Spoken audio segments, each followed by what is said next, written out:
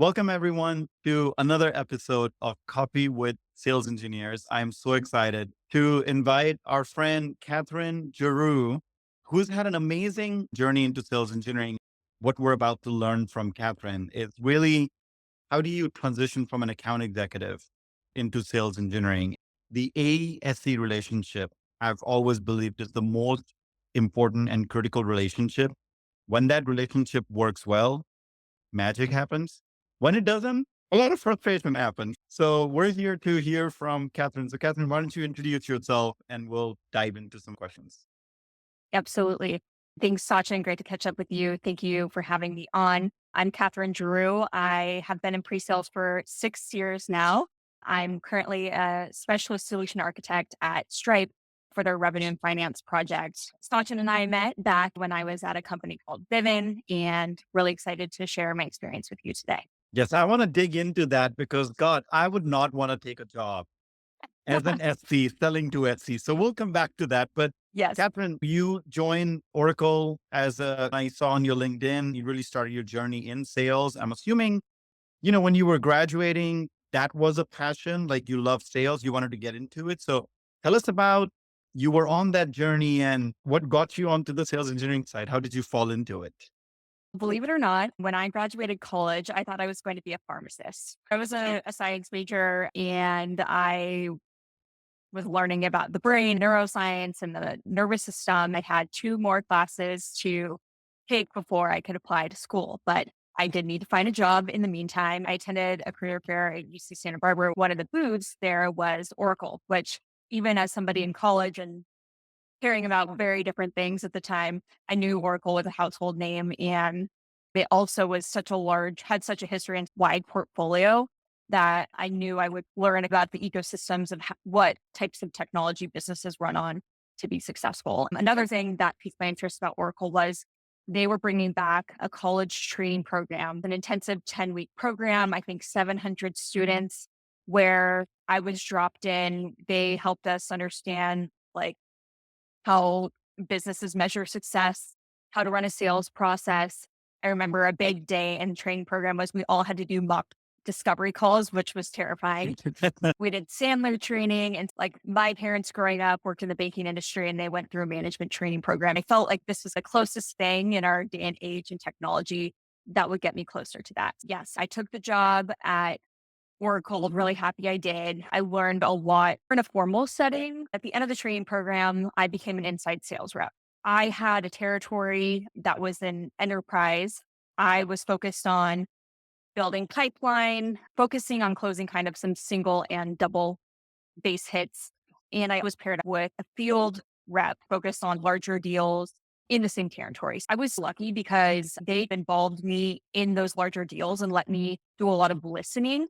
So at Oracle, it's a joke. You show up at the Oracle bus, there's 20 people there. There's a big focus on process, like how to run a meeting, Hmm. how are you persona selling, what problems are you solving, and then matching the underlying technologies to that. I also got to do a lot of the work too, like doing approvals and quoting and Hmm.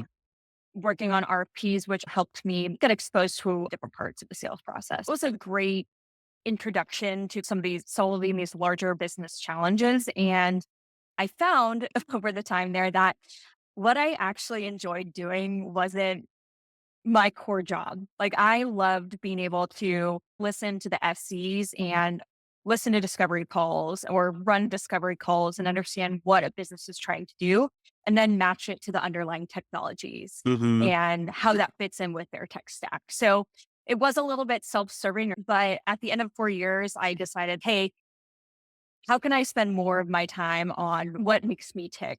I was thinking about what's next. I got a job at Zora as a customer success manager. I thought I wanted to be a CSM forever. It turns out 3 months after being there, they did a reorg. I had an opportunity to go back into sales or take a risk and move into what they called a product subject matter expert role.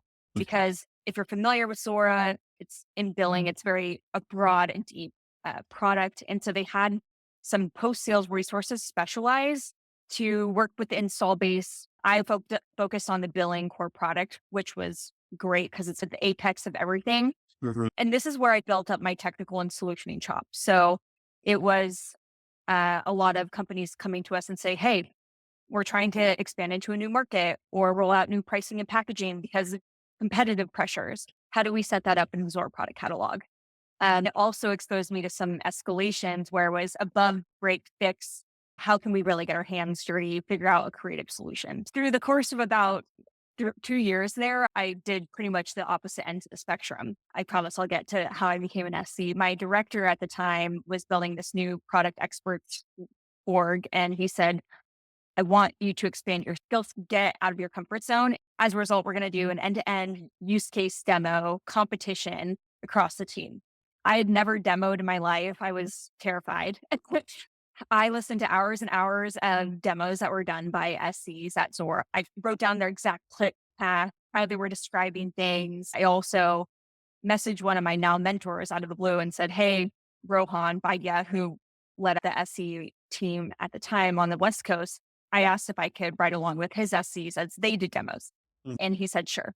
I did the demo. I won the competition, and my director said, hey, we have an open spot on the SC team. Would you be interested in moving over? And I've come to realize that if something scares you, it means you should do it.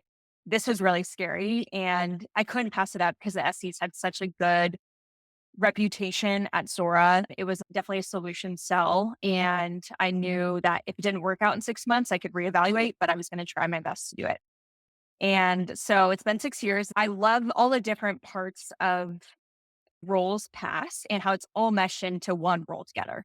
So it is customer facing. I am talking to new customers every day and understanding their unique needs, but fulfilled by kind of the solutioning aspect. In billing, it's very humbling. Even after X amount of years, I'm still learning something new every day. So that's what keeps me here.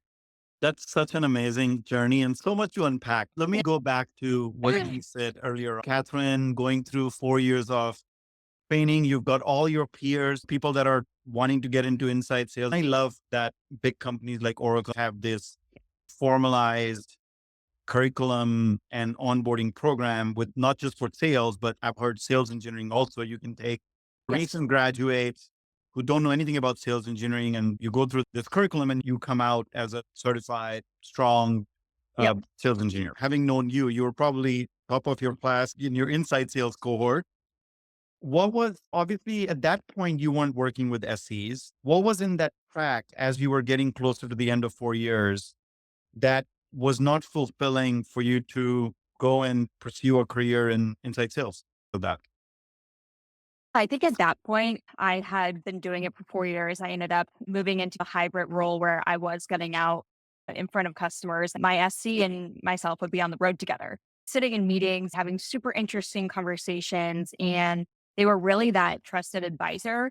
I got to the point where I was like, I think I'd rather be doing that. I think partnership and playing off of each other is really great. As a rep, you shouldn't be sitting back. You should be coming over the top with customer stories, things to make the SE's message more effective.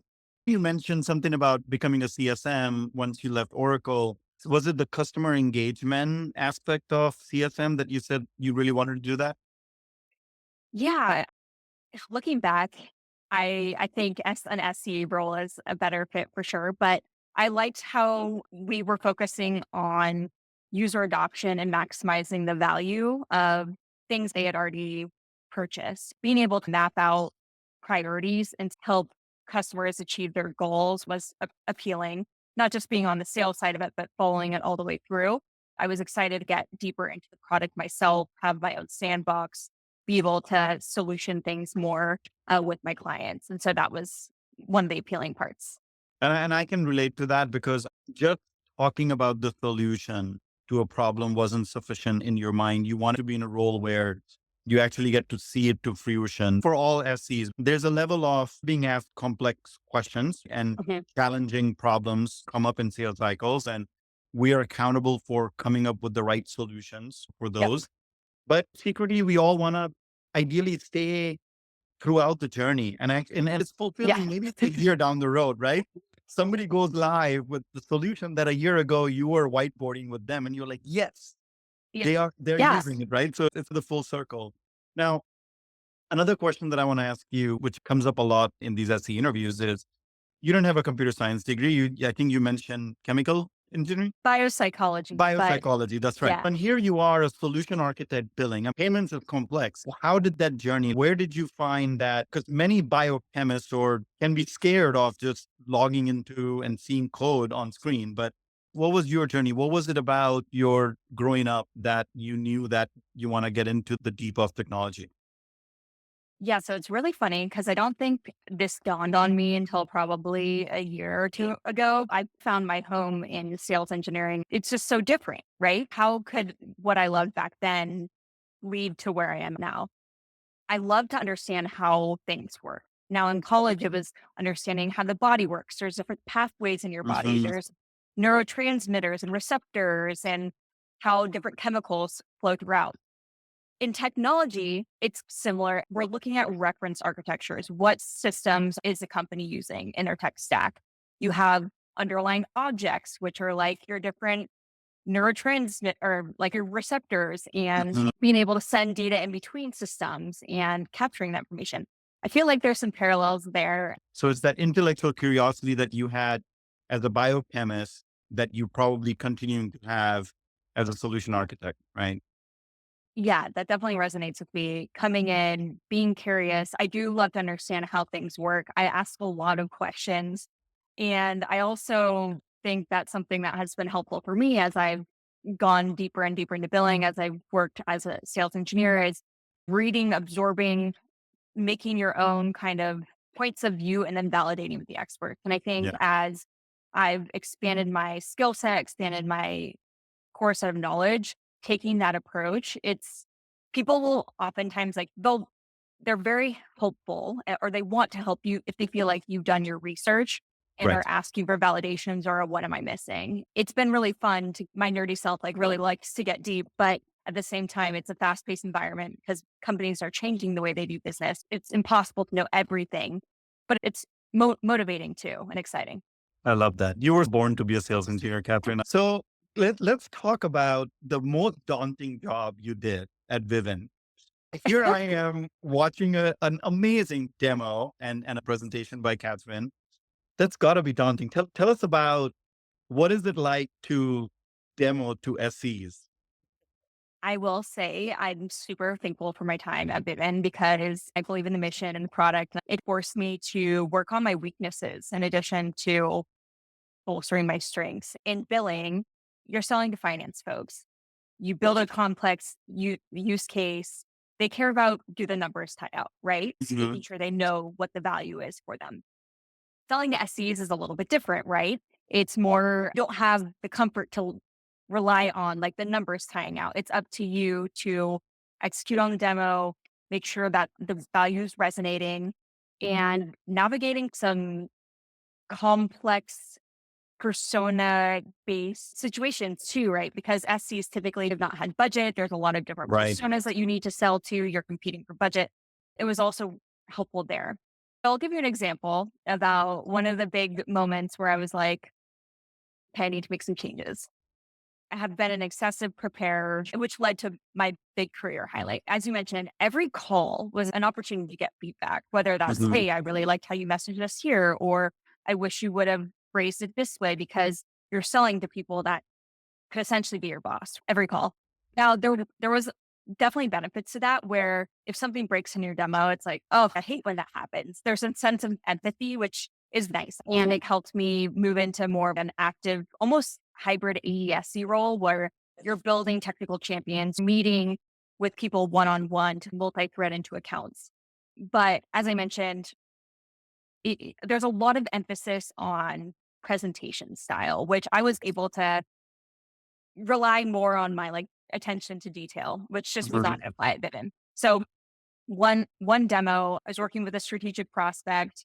I got feedback that I didn't sound like I cared about the solution I was selling, which was like bullet to the heart, like, ow. Wow. Yeah, but I had a chance. I told my boss, "Hey, this is coming. I'm gonna take the weekend to re-listen to it, write down some notes. If you could do the same, that would be amazing, and then we can compare." And so what we end up finding is because I was so focused on preparation, I put a lot of pressure on myself to show the right content, but say it in the exact right, perfect way. Mhm. And so it was almost like trying to make sure I said it perfectly, which took me away from the moment.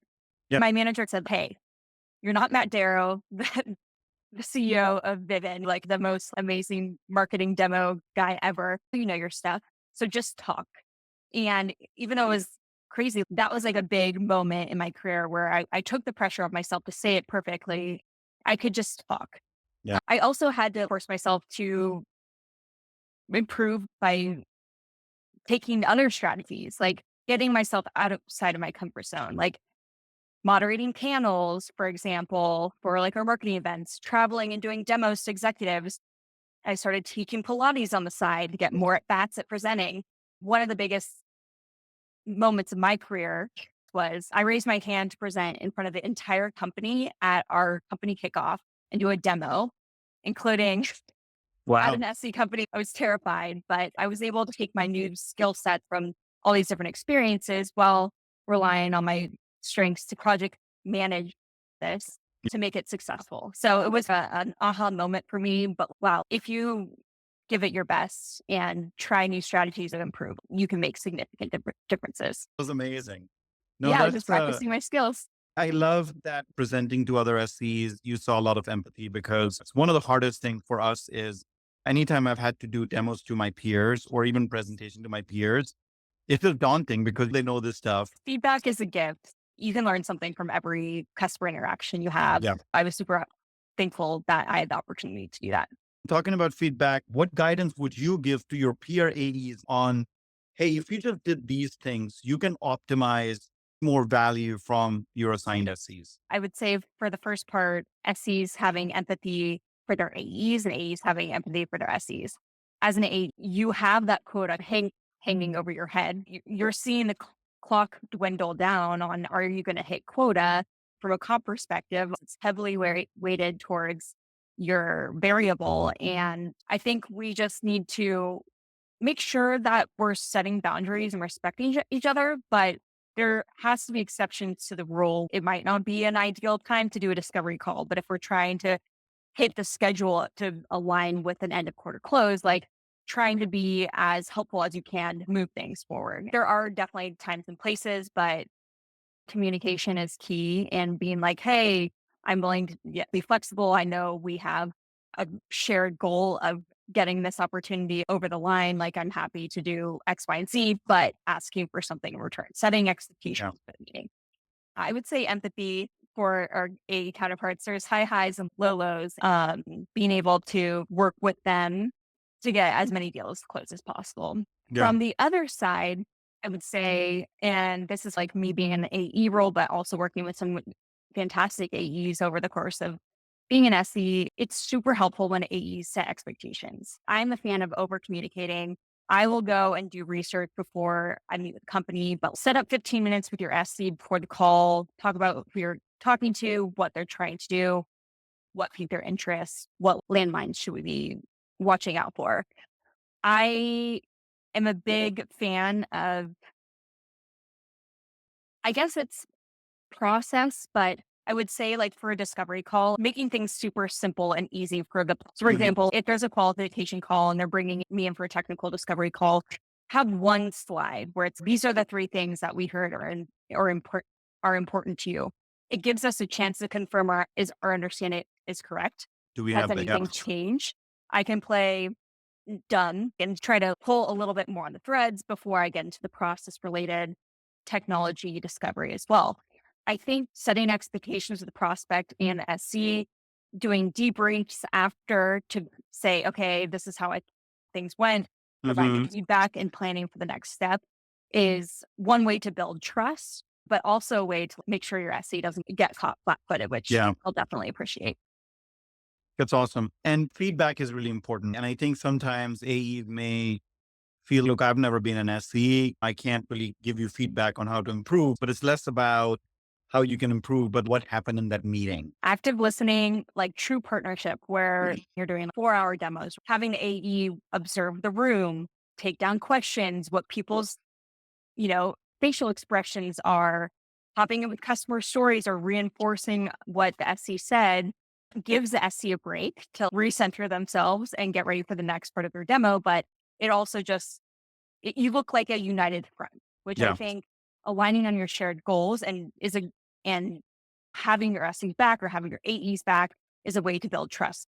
When you build trust like that, the AE will be willing to meet you. The boundaries may dissolve a little bit, but it's okay because you're doing it out of trust, trying to achieve a shared goal. You'll see flexibility on both sides, which I think is great when you hit your cadence and figure out what's working for you as a team. Yeah, because you're winning and losing together.